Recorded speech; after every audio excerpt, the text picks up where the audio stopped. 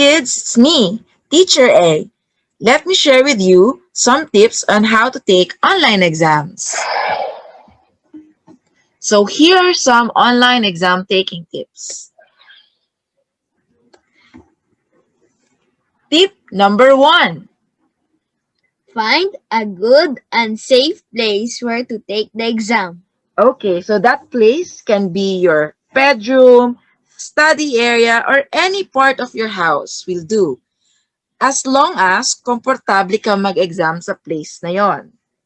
And please, inform every single person in the house that you are about to take an exam para hindi ka nila muna utusan. Alright? Okay. Tip number 2. Get together everything you'll need before the exam.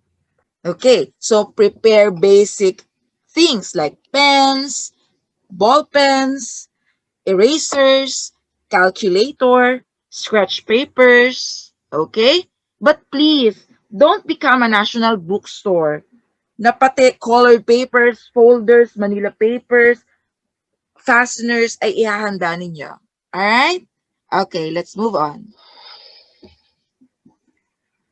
This is tip number 3. Avoid eating during the exam. Yes.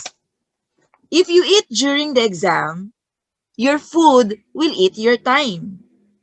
And you'll realize, mas nauna nyo pang natapos yung pagkain ninyo kesa sa exam.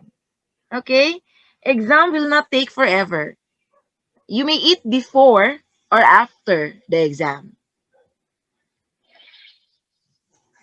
Let's have tip number 4. Manage your time wisely during the exam.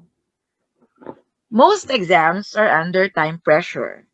Make sure you deal with the time properly. Okay, let me give you a sample screen that you might encounter before and during the exam. You'll see the time here before the exam. And then if you press this start attempt button, you will see the time on this side. Okay? So please be mindful of the time during the exam. And here. Let's move on to tip number 5. Study! Okay, ang hirap naman mag-exam kung hindi kayo mag-aaral, di ba? So please, make sure that you study for the exam. But keep calm. Just study for the exam. All right? Whether you make it or not, the exam will not define you as a person. If pasado, nice. If hindi, okay lang. Okay, let's have a summary of the tips. Tip number 1. Bawal ka utusan. Tip number 2. Huwag maging national bookstore. Tip number 3. Iwasan maging matakaw. Tip number 4. Time is gold. And lastly, tip number 5. Aral-aral din pag may time. Okay? Do you have any additional tips? Please feel free to give your tips in the comment section below. Okay, bye. See you in our next video.